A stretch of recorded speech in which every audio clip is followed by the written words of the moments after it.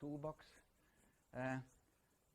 In my toolbox, I'm having these orthogonal polynomials, and I will be using discrete orthogonal polynomials on a q-lattice.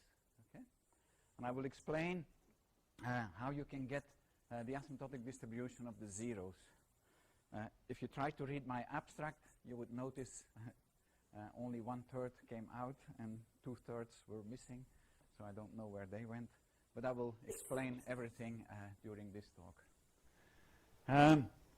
So first I will explain which kind of orthogonal polynomials I'm considering. They will be on a q-lattice. And because they are on a q-lattice, the zeros will actually go exponentially fast to the origin, to 0. So they will accumulate at the origin.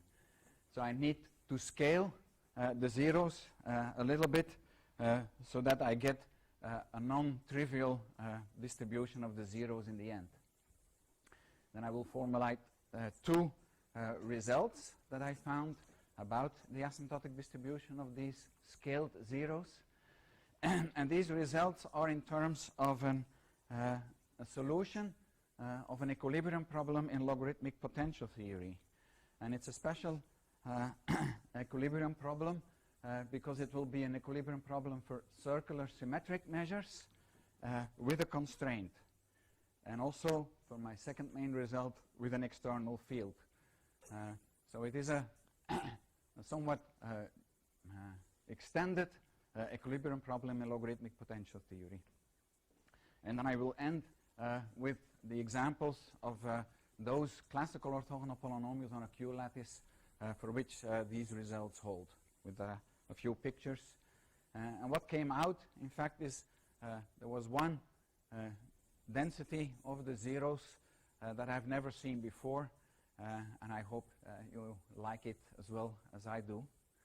And so let me first say what a q-lattice is. A q-lattice is just this exponential sequence, q to the power k, k running from 0 up to infinity, and q is always going to be a positive number between 0 and 1. Okay? And the orthogonal polynomials I will be considering will be discrete. They will be orthogonal exactly on that set, on that q-lattice, with some weights, w. And this q to the power k just comes in conveniently. And with this, I mean the orthonormal polynomials. Okay? Quite often you don't see the orthogonality expressed in this way as a sum over these powers of q, but you will see it expressed in terms of this Jackson q integral. The Jackson q integral with this dq of x is actually evaluating this function at the powers of q with this extra weight, q to the power k. That's the q to the power k that comes in over here. And often one also introduces that factor 1 minus q because in the limit when q tends to 1, the Jackson q integral just converges to the Lebesgue integral on 0, 1. If I use the Jackson q integral, that orthogonality actually becomes this orthogonality on 0, 1, and this 1 minus q makes the normalization a little bit different. Okay, so these are the polynomials that I want to consider. They satisfy this orthogonality, and I'm interested in finding the behavior of their zeros. I'll give 3 explicit examples of classical orthogonal polynomials that satisfy this kind of orthogonality, and you can find them in the ASCII table, but in the Q version of the ASCII table, and they're Q analogs of very well-known orthogonal polynomials, like the Laguerre polynomials and the Jacobi polynomials. You don't really need to know too much about Q theory here. I'm just trying to emphasize here they have explicit expressions which look very much like the explicit hypergeometric expressions for Laguerre and Jacobi, but I'm using this basic hypergeometric function instead. The little Q Laguerre polynomials, they have one parameter which is here in the bottom, and their orthogonality is here with this weight function over here. So it's a to the power k, q, q, k factorial. So which looks very much like the exponential, like the Poisson distribution, but a Q version of it. Okay. So this is a very simple weight. You can actually express this with a weight function, which is this infinite product times the x to the power alpha. This x to the power alpha actually represents the a to the power k if I take a to be q to the power alpha. And I'm putting alpha over there just to make the match with the Laguerre polynomials with the parameter alpha when q tends to 1. This infinite product over here, if I evaluate x at q to the power k, it's an infinite product of that starts with q to the power k plus 1 and goes all the way to infinity. Well, if I let it start from q, then I have to cancel out the first q products starting from q to the power k, and that's actually just this factor over here. So that's where it comes from. So you see, the weight function over here, even though this is discrete, it's just the q values, the q to the power k values of this nice continuous function over here. And Laguerre, the name Laguerre comes in because if I let q tend to 1, and if I scale the x parameter, the x variable with this 1 minus q, in the end I will get the ordinary Laguerre polynomial. Okay? So just my first example, I want to know the asymptotic distribution of the zeros of this polynomial. Now since the q-lattice or these powers of q and all these powers are always between 0 and 1, the zeros of these orthogonal polynomials will also be always between 0 and 1.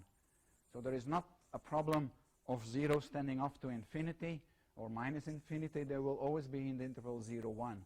The problem here is really going to be that they accumulate at 0, and so that's not so interesting. Another family which does not really have a classical version when q tends to 1, unless you consider the Bessel polynomials as orthogonal polynomials, are the q-Bessel polynomials. And it also has one parameter, but now instead of in the bottom, it would have the parameter here in the top of the basic hypergeometric function. And the orthogonality is again this kind of Poisson-like, q-Poisson-like distribution, but now you have this extra factor q to the power a quadratic in k. Okay? So that makes a difference, and you can write it again with a weight function. This thing over here comes like here, like the previous little q Laguerre polynomial. And this q to the power, this quadratic over here, it comes in like this function over here, because if I evaluate x at q to the power k, I will get k squared coming in log q, and one of the log q's disappears, and you will get q to the power k squared. Okay? So again, this is a nice continuous function, and it will have some effect on the zeros of these polynomials.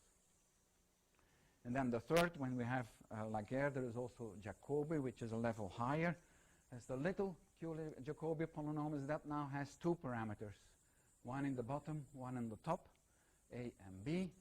And the orthogonality now is again with such a q Poisson, but now you get another factor over here which contains the second parameter b. You can write it with a weight function w, which is now a ratio of two infinite products, and x to the power alpha if I put a to the power a equal to q to the power alpha. And if I put a equal to q to the power alpha and b equal to q to the power beta, and let q tend to 1, then this polynomial over here tends to the Jacobi polynomial with parameters alpha and beta, but not the regular Jacobi polynomial, but the one on the interval 0, 1. Okay? So just think of these as q extensions of the Laguerre polynomial and the Jacobi polynomial. Now for the Jacobi polynomial, the ordinary one, we know the asymptotic distribution of the zeros very well. This is like they are distributed like the arc sign distribution, 1 over the square root of x times 1 minus x. And also we know the asymptotic distribution of the Laguerre polynomials, of the zeros of the Laguerre polynomials very well. If we scale by the factor n, by the degree n, and then the asymptotic distribution of the scaled zeros of the Laguerre polynomials is this Marchenko-Pastur distribution that we saw yesterday. So the question is, what happens to these Q versions? Now, an important difference here with the ordinary orthogonal polynomials is that this q-lattice forces the zeros to behave somewhat differently. And this is because of this general result for orthogonal polynomials. If I have orthogonal polynomials with respect to some positive measure on the real line, and the measure is such that it has no mass at the interval AB, so the support has a gap in the interval AB, then in that interval AB, which has no mass, every polynomial can have at most 1 0. So a gap in the support means every polynomial can have at most 1 0 there. So gaps mean very few zeros. And for discrete orthogonal polynomials, in particular from my q-lattice over here, I have gaps between every q to the power j plus 1 and q to the power j. Between those, the measure has no mass because it's discrete. So that means between two consecutive powers of q, there can be at most 1 0 of each polynomial Pn. So you can think of this lattice separating the zeros of the orthogonal polynomials. In particular, if I take a number a between two consecutive powers, q to the power k plus 1 and q to the power k, then see if I take k equal to 0, then a lies between q and 1. That's the first, the last gap. There can be at most 1 0. If I take q equal to 1, that's the second gap. There can be at most 1 0. That means at most 2 zeros be beyond q squared. And in general, there can be at most k plus 1 zeros to the right of q to the power k plus 1. Now this k plus 1 over here, you can just find it by taking the logarithm of a divided by logarithm of q and round from above, take the ceiling. So this is the maximum number of zeros that can appear to the right of q to the power k plus 1. Or in the interval a1, there can be at most this finite number of zeros. And I can take this a as small as possible because this is an exponential sequence that decreases to 0. So for any a that I take over there, there's only at most a finite number of zeros in this interval from a to 1. So that means n minus k zeros are in the interval 0, 1. So most zeros are, 0, a. So most zeros are in the neighborhood of 0. Order n zeros are in the neighborhood of 0, meaning that the asymptotic distribution of the zeros is going to be degenerated at the origin. So this is immediate consequence of my theorem of the separation of the zeros and the lattice. If I take the zeros of my q orthogonal polynomials, then this average over here will converge to f of 0. Or in putting it in a different way in measures, if I take the zero counting measure and give every 0 a weight 1 over n, then that measure converges weakly to the Dirac at 0. So it's not a very exciting zero distribution, so I'm not happy with that result. Well, it's just a first idea of where the zeros are. And in fact, you could find it by just taking the asymptotics of these little q Laguerre or little q Jacobi or Bessel polynomials. For each of those, you can actually prove that uniformly on compact sets of the complex plane, this quantity converges to this infinite product. And this infinite product has an infinite number of zeros. Each time x is equal to q to the power minus k, it is a 0, and those are the reciprocal zeros of Pn. So that means the orthogonal polynomials that you have over here, the zeros will accumulate at the q-lattice, at the powers of q. And since the powers of q accumulate in 0, the zeros will also accumulate at 0. That is what is expressed in this quantity. But I don't want a degenerate distribution. I want a genuine, nice distribution that tells me more about these zeros. So I want to find them scaling of the zeros so that I get a non-degenerate zero distribution. And since the zeros are separated by this q-lattice, and the q-lattice goes exponentially fast to 0, a logarithmic scaling is in order. But logarithms and polynomials don't work well together, so I'm preferring to take nth roots over here. And this is actually an idea of my friend and colleague Arno Köhlers, is to study the polynomial Pn evaluated at x to the power n.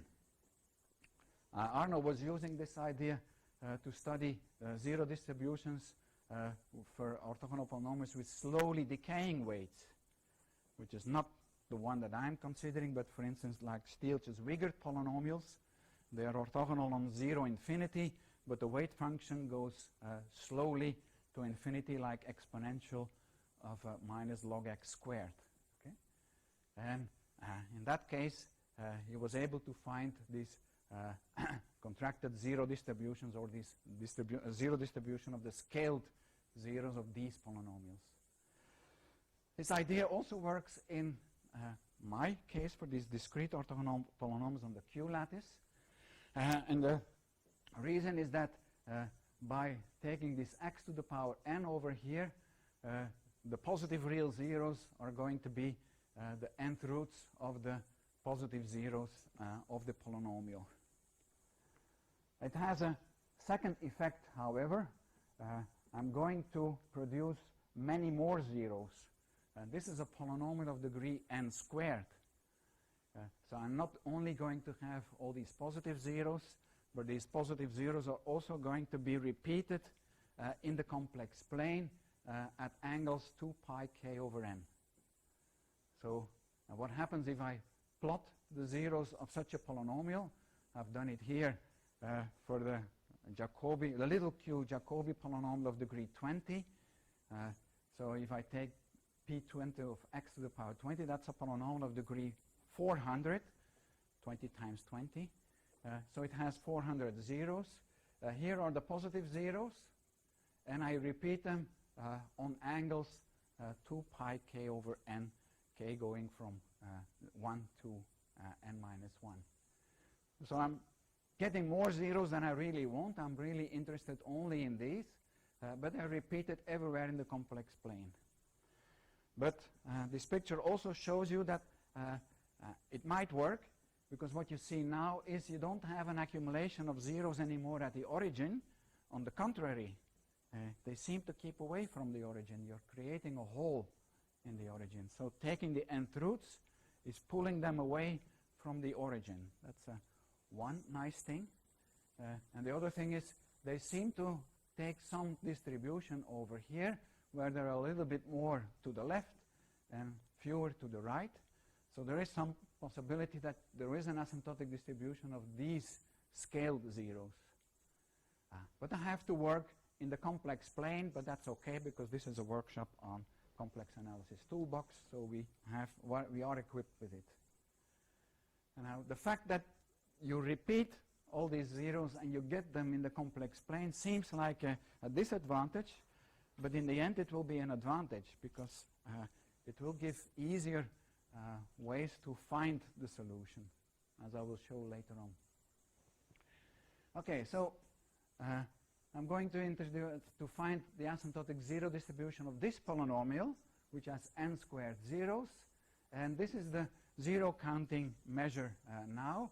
I'm counting all these nth roots of the positive zeros, and I repeat them on angles 2 pi k over n, k going from 0 to n minus 1. So this is the zero distribution now. And now it's a measure on the unit disk. Now originally, the zeros are on the unit interval 0, 1, but by repeating them, they will be on the unit disk. And it's going to give a sequence of probability measures on the closed unit disk. And what I will show is that this sequence converges weakly to a probability measure on the unit disk. That probability measure here in the limit will be a circular symmetric measure, meaning it will have a radial component and everything is repeated along angles. So it will be invariant under rotations. And so a circular symmetric measure is a measure for which the integration, which I do over here, if I use polar coordinates for the radial component and for the angular component, there won't be, the angular component will just be a Lebesgue measure on the interval 0 to pi, and the radial component will be expressed by this measure nu over here, which is a probability measure on 0, 1. And I will call that measure nu the radial part of the circular symmetric measure mu star. And then if I take the zero counting measure of the positive real zeros, that one will converge weakly to the radial part of that circular symmetric measure mu star. So the measure that I'm interested in is the radial part of the circular symmetric measure, because that will give me the required asymptotic distribution of the positive zeros after scaling them by taking nth roots. Okay. I will show now two results. The first result is when I take the orthonormal polynomials on the q-lattice, q to the power n, and gamma n here is the normalizing factor. And if I take weights which behave like this, if I take the logarithm of the weight function evaluated at x to the power n and divide by n squared, if that limit tends to 0, uniformly on the closed intervals of the open interval 0, 1, then that normalizing factor over there will have an n squared root that converges to q to the power minus 1/2. So this is where the q factor, the q lattice, comes in. And more importantly, the distribution of the roots x1 to the power 1 over n and xnn 1 to the power nn is given by a density which is explicit. It is basically the function 1 over t, a hyperbola, on the interval 0, 1, but I'm not going to use the full interval 0, 1. I'm only going to need it on the interval from q to 1. And if you integrate 1 over t over the interval q1, the integral is minus log q, and so this is the normalizing factor, so that this is a probability density. Okay? Here's a picture of that density. Here is the function 1 over t with the normalizing factor minus 1 over log q, and I only need the part from 1 to q over here, so it's the blue area, which is the density of the zeros of these scaled polynomials. So it shows you that they stay away from the origin, and the rest of the interval is filled. The size here is smaller. That means there are fewer zeros at the end than in the middle, so than at the beginning over there. So it matches what we saw in the picture. Okay? Now, where does that density come from? Well, that density, or the measure, that is there is actually the radial part of the equilibrium measure for an extremal problem in a logarithmic potential for circular symmetric measures and the constraint. And I will explain the colored words here one by one. The constraint I will start because that is actually the one that was dominating the behavior of the zeros. So if I look at the lattice points, which are the powers of q, then the scaling forces me to look at the lattice, the nth roots of these lattice points. So q to the power k over n. And the number of such points in the interval AB is just the number of k such that q to the power kn is between a and b. And this 1 over n is I'm going to look at them relatively in a relative way. Now I can rewrite this equivalently by taking logarithms. This is the number of k such that k times the logarithm of q is between n times the logarithm of a and n times the logarithm of b. And this is just counting how many k there are between log b divided by log q and log a divided by log q, which is easy because that is just the difference, asymptotically at least, between the endpoints, okay, between log b and log a. And since I divide by log q, I have to divide by log q. So this thing over here, it's easily seen as this quantity. And then you just use a first-year calculus. The logarithm is just the integral of 1 over t dt. So if I evaluate the integral of 1 over t between b and a, I get exactly this thing over here. So this sigma measure that measures the density of these scaled lattice points is actually going to go to the measure 1 over t with a normalization on the interval 0, 1. Now, so that's the constraint. The constraint is the measure sigma, which is the weak limit of my sigma n, with this density on the interval 0, 1. And then I have my theorem that in the gaps of the orthogonality measure there can be at most 1 0, meaning that the q-lattice is going to separate the zeros. It means the number of scaled zeros in the interval AB is always going to be bounded from above by the number of lattice points in that same interval AB. So here is my constraint coming in because of the gap theorem of orthogonal polynomials.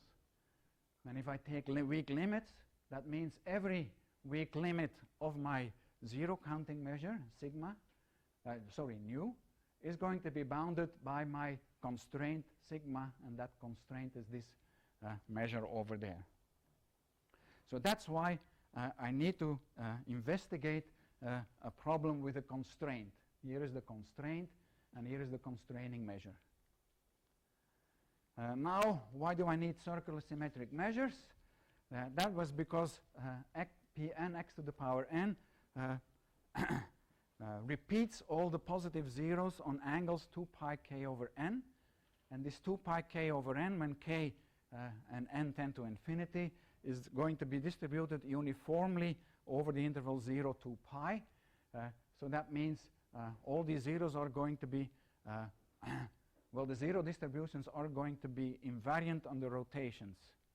So that's why I get circular symmetric measures. So I need to investigate circular symmetric measures, and I'm interested in the radial part having this constraint. And then finally, where's the equilibrium problem? What's the extremal problem that we need to investigate? Well, that's the one that comes from logarithmic potential theory. This is a logarithmic potential of a measure mu, just the integral of logarithm of absolute value z minus x of that measure. And this is the energy. If I integrate that logarithmic potential again with the same measure, I get this double integral, and this is called the energy of the measure mu. So what one wants to do is one wants to minimize the energy. That's what students also like to do. They want to minimize the energy and pass. This is the same thing over here. So we want to find the minimum of that energy, but I want to use measures which are circular symmetric for the reason that I explained, and the radial component has to satisfy this constraint, which is also what I explained that came from the q-lattice. So that's an extremal problem with constraints and so for a class of symmetric measures on the closed unit disk. And then the constraint is this measure on the interval 0, 1. Now observe that this measure over here, it's not a probability measure on the interval 0, 1. Because the function 1 over t, you can't integrate it from 0 to 1. It has an infinite mass. So it is a measure, but not a probability measure. So certainly nu itself cannot be equal to sigma, because we want for nu to have probability measure. This equilibrium problem in potential theory, you can actually solve it. The minimum exists, and it's obtained by a unique measure which I will denote by mu sigma. Sigma denoting the constraint. And of course, it minimizes the energy, but that is not always a convenient way to find that minimum. There is an easier way, is to check the behavior of the potential of that measure. So this is a characterizing property of the minimizer. If I take the potential of that minimizer, it is going to be greater than or equal to a certain constant, which I denote by W sigma, on the support of the constraining measure, but where the equilibrium measure does not saturate the constraint. So on the difference between these two measures, you would have an inequality in that way. And everywhere on the support of the measure that I'm looking for, the potential will be less than or equal to W, that constant. Of course, on the intersection of these two sets, you would have equality. But everywhere else on the unit disk, you would either have it to be bigger than that constant or less than that constant. And that constant is part of the problem now. So then we call that the Lagrange multiplier for that problem. So these are the variational inequalities for my equilibrium problem with this Lagrange multiplier. And this is a way to verify that if you think a certain measure is the solution, you just compute the potential and you check whether it satisfies these conditions, and it will also give you what constant you need, what the Lagrange multiplier is. Okay. Now I claim that in order to find this constraint equilibrium problem, usually the best way is to first look for the unconstrained solution of that equilibrium problem. So forget about the constraint and try to solve the unconstrained problem. Now, in this case, it's easy because we look for the minimum of overall probability measures on the unit disk, and that's very well known. It is just the Lebesgue measure on the boundary of the unit disk. And it's a surprise maybe if you look for probability measures on the closed unit disk. All the mass is going to be, all the charges are going to be on the boundary. It's not such a surprise because this is the Faraday principle. So all the charge is going to the boundary, and actually the potential will be constant inside. Okay? So the unconstrained equilibrium problem on the unit disk for circular is, anyway, it is the Lebesgue measure on the boundary, and that's a circular symmetric measure. It is a circular symmetric measure, and it has as a the scalar part or the radial part just the Dirac measure at 1, which indicates the boundary. Okay? So the radial part of my unconstrained equilibrium problem is the Dirac measure at 1. And if that solution of the unconstrained equilibrium problem is below the constraint, then it will also be the solution of the constrained equilibrium problem. But obviously, the Dirac one, the density has an infinite size. It is not going to be below the density sigma. So the delta 1 violates this constraint seriously at the end. So what you need to do is to push all this mass under the constraint. Okay? So we just sweep this whole mass, this whole Dirac measure, under the constraining measure sigma. And that means, let me go back to my picture over here. So the black curve over here was the constraining density sigma prime. My unconstrained equilibrium problem is a Dirac at infinity, at 1. What I need to do is I have to sweep that under the constraint. So I have to go all the way under the constraint until I reach a point so that the area is 1, so that I'm going to get a probability measure. And that point seems to be is just equal to Q. So that's by pushing the Dirac measure under the constraint, that will just give me this density over here. So it's part of the constraint. So the zeros over here will be saturated on the exponential lattice, and they will have a gap over here away from the 0. So, and then I just gave some heuristics how you reach this solution. In order to check that isn't it a solution, you just compute the potential everywhere in the complex plane. And for instance, when I compute a potential on a circle with radius q, which would be void from the zeros, I just work out what it is. This is the logarithmic kernel. I have to integrate it over the two variables theta and r. And so here is my complex analysis toolbox going to be useful, because I'm integrating over the theta variable from 0 to 2 pi this logarithm over there. If I consider e to the power I theta as a new variable, say psi, then in the variable psi, this is unfortunately not a harmonic function, because it will have a 0 due to the fact that z is less than q and the r is greater than q. So this is not an harmonic function, but I can move this e to the power I theta to the z over there, because e to the power theta absolute value is 1. And then it becomes an harmonic function, and I can use the mean value theory for harmonic functions, and the integral over theta will just be evaluating this at 0, which is log of 1 over r. So I get log of r, and the minus sign cancels just by evaluating this using the mean value theory. And this is an integral that you can do. It's first year calculus again. It's log r squared divided by 2. If I evaluate it between 1 and q, I will get this number over here.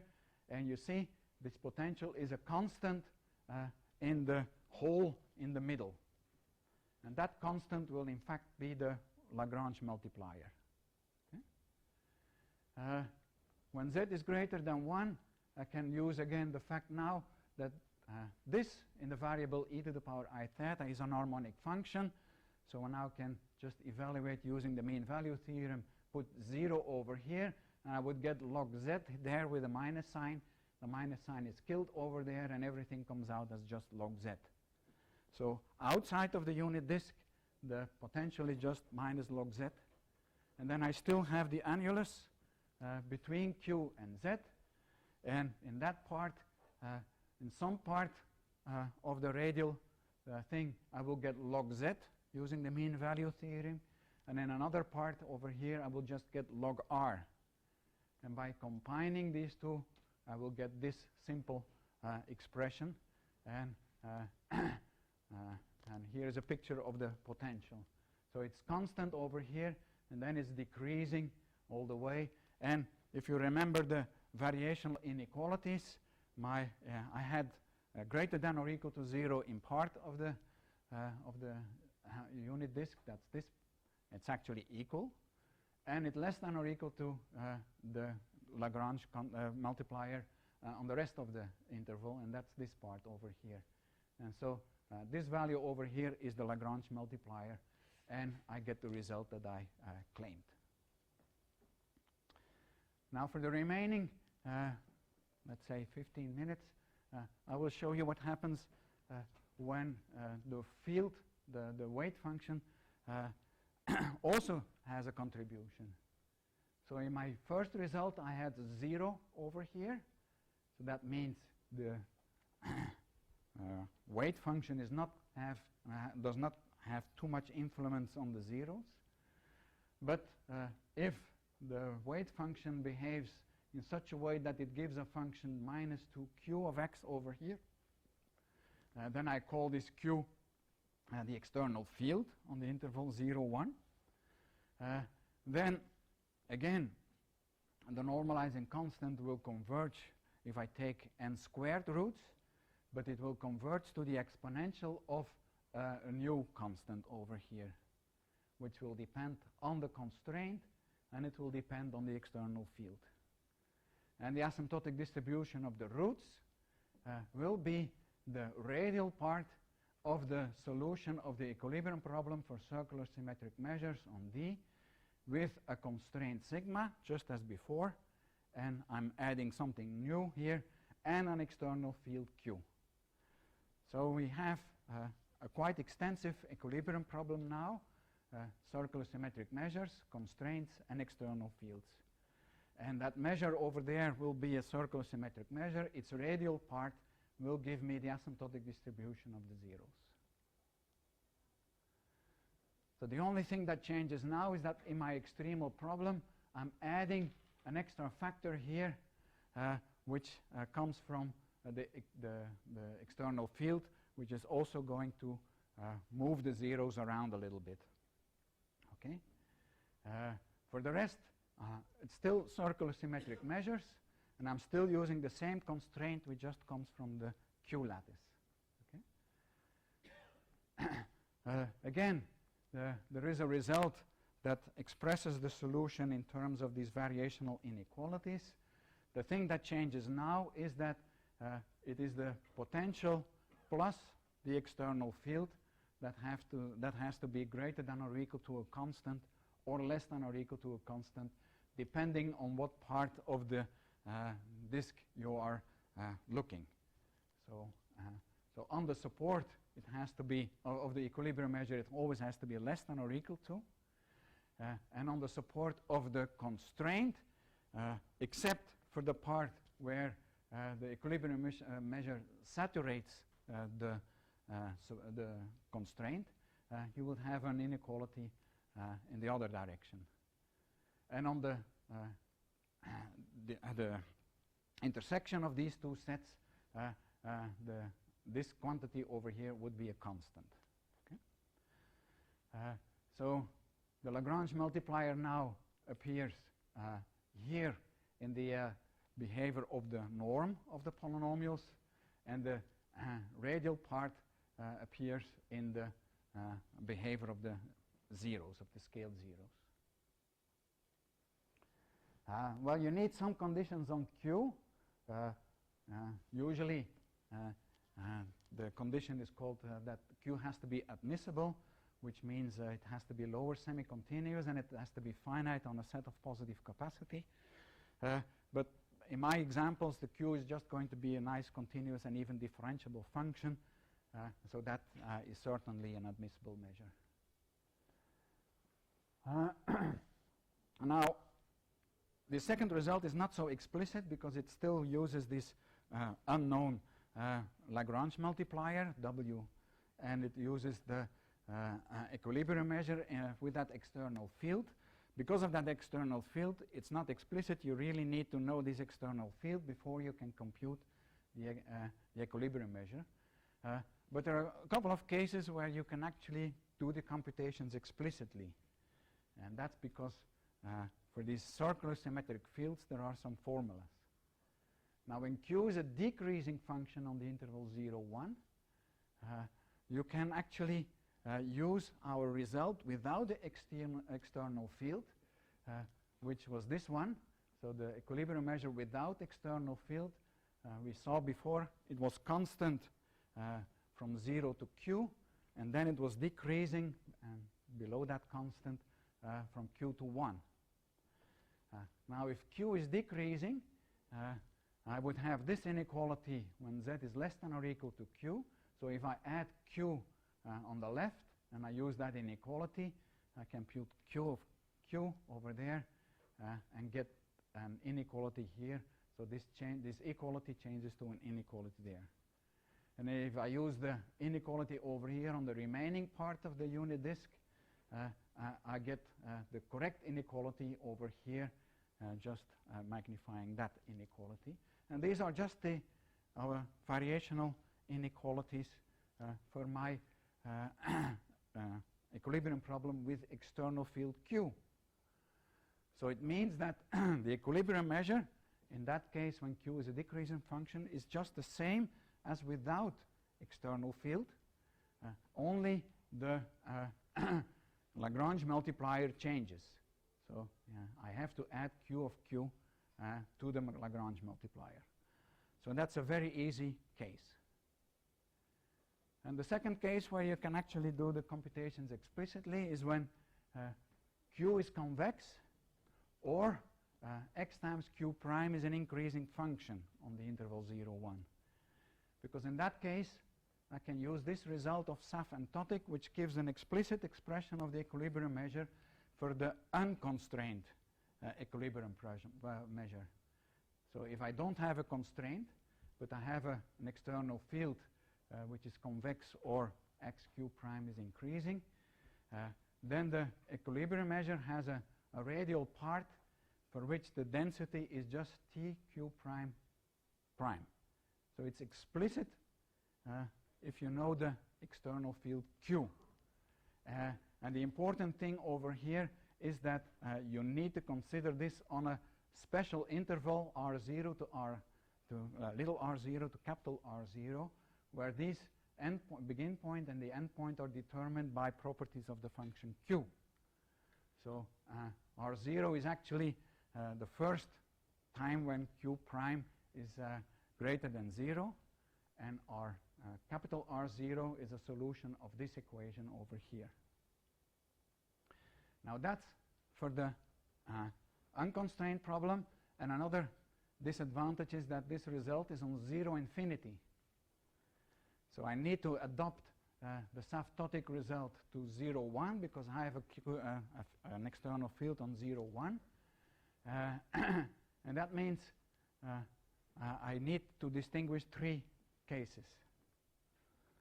When this little r0 and the capital R0 are in the interval 0, 1, then I can actually keep the result of asymptotic, and I will find that the unconstrained equilibrium problem has a density given by this one on the interval r0, little r0 and capital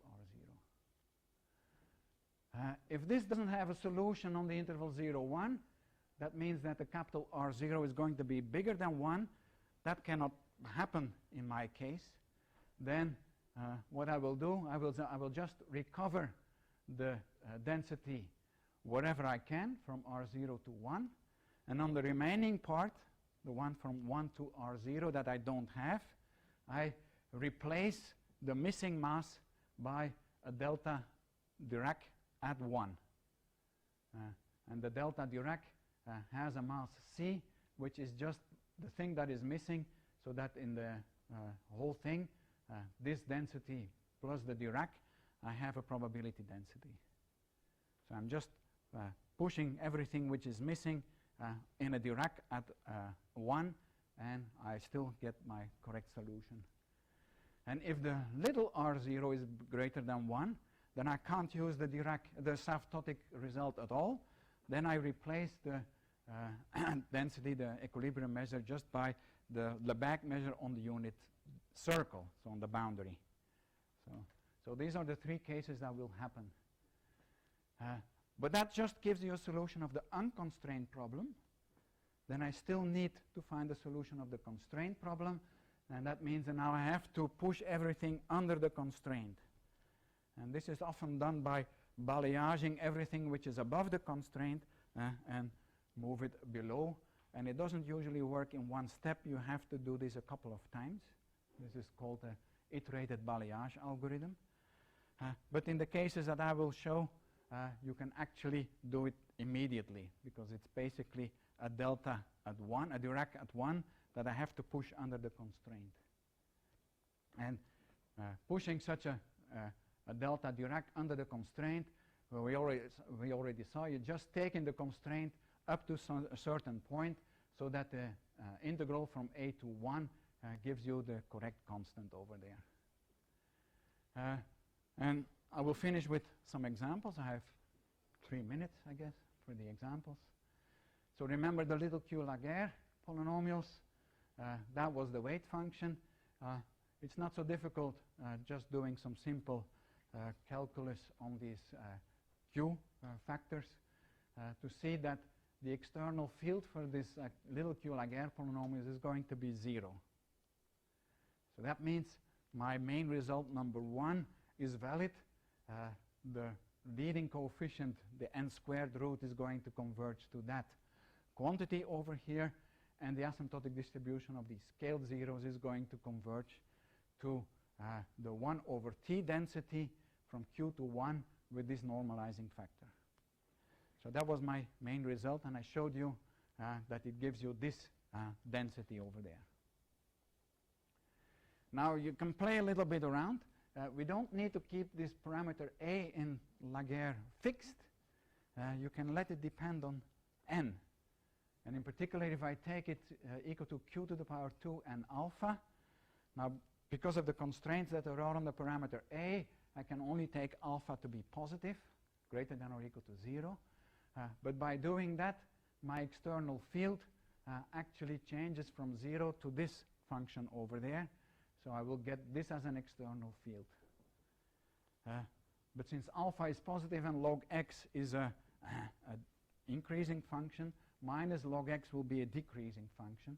So I can use my first attempt. The asymptotic distribution of the zeros remains the same, the picture I showed before, but the norm changes because I have to get this extra factor here, which comes from that alpha. Okay? So you get the same asymptotic distribution of the zeros, but a different normalizing constant. For the q-Bessel functions, I have this as a weight function. So it's some easy computations. Shows you that the external field is now going to be basically this part over here in the exponent. And that's, again, the q function here is going to be a decreasing function. It's actually the same external field that comes with the Stieltjes-Wiegert polynomials, but now I'm using it on 0, 1. Whereas for Stieltjes-Wiegert it was on 0 infinity. But by the same reasoning that I said, the external field is a decreasing, so I keep the same behavior of the zeros, the same equilibrium density, but I change the behavior of the norm.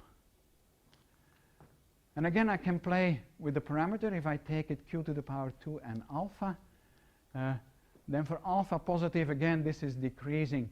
Nothing is going to change in the behavior of the zeros, but the norm changes a little bit.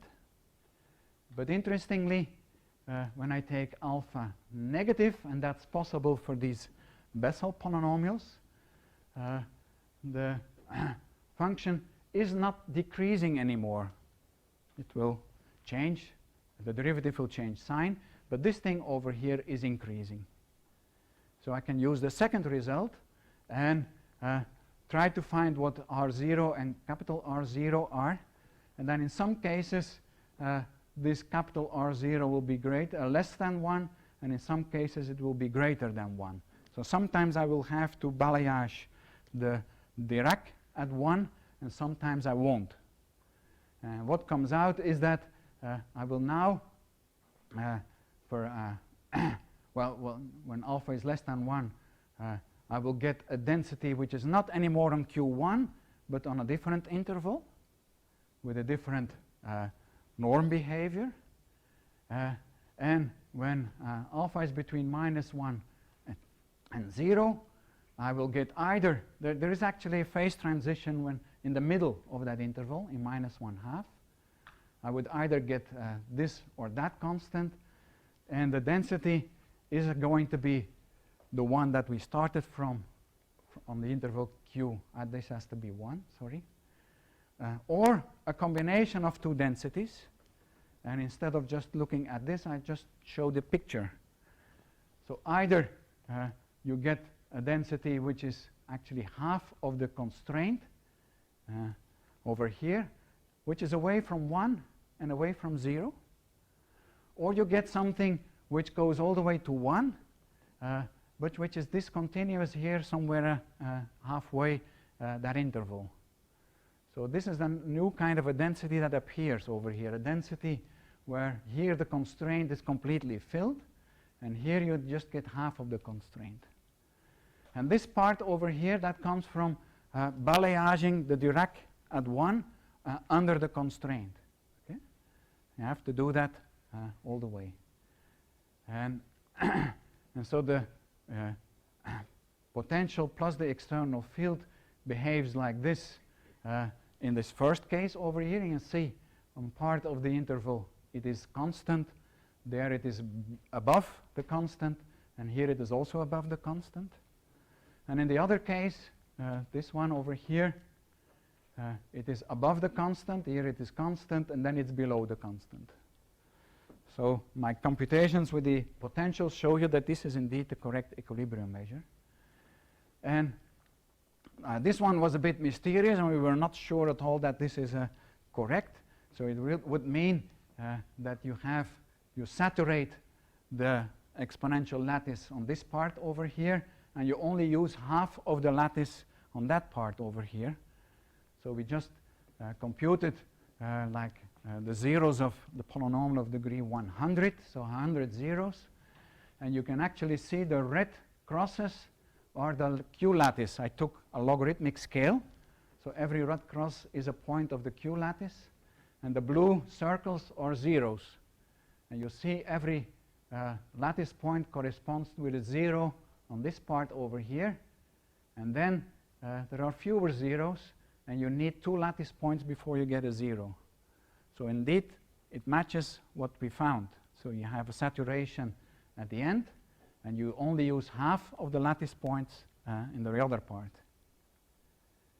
And then for the Q-Jacobi, you can actually, I will just go to the 3 pictures. You can actually have the 3 cases that I considered. You can either get the case without external field, which is just from Q to 1 filling everything. You may move this a little bit to the left and still saturate part of it. Or if you move a little bit more, you can have just half of it under the, you just use half of the lattice on part of the interval. Okay. So that's it. I've just used all the time. So these are some of the references that I used in my talk. Thank you.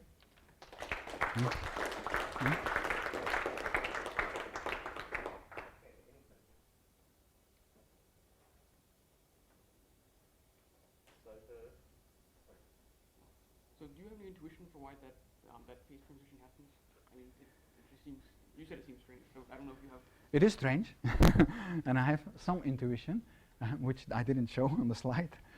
Like for instance over here, if you look at this little Q-Jacobi polynomials with an alpha and a beta, in a way it's like in Jacobi polynomials. If I take a charge alpha, which is big, and put it at 0, it will push zeros to the right. And if I take a big charge beta at 1, it will push zeros to the left. And what happens over here is the alpha again wants to push all the zeros to the right, and the beta wants to push all the zeros to the left. But the constraint doesn't allow you all the pushing. So over here, here you can actually see the pushing to the right and pushing to the left. Okay? But if you push a little bit too much to the right, you can't really go beyond 1. And so this hard constraint over here means, well, I have to fill everything over here. And if you push a little bit more, this is the maximum that can occur. you can only achieve that. So the zeros cannot go everywhere. They are forced by this quadratic lattice to stay between these powers of q. So that is basically the intuition behind it. Yeah. That transition, which corresponds to minus half or whatever, so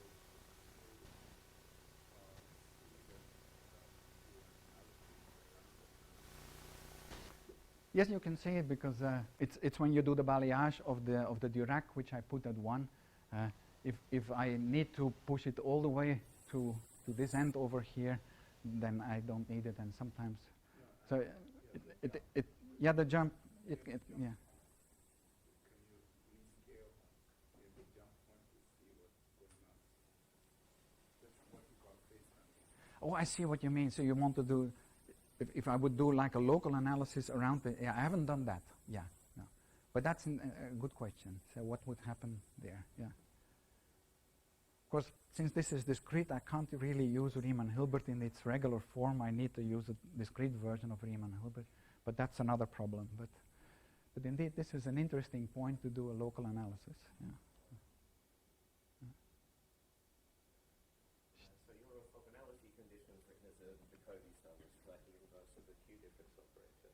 Is there any kind of Assche-Wilson version of all of this that could be done?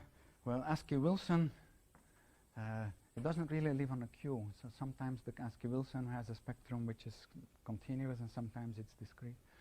I think you can, but it becomes one of the things that will change is the constraint will change, because the constraint is really reflecting these powers of Q. Whereas in the Assche-Wilson, it will be a combination of Q's and quadratic Q's or something like that. So the constraint will change. But I see some possibilities there, but it hasn't been done yet. Yeah.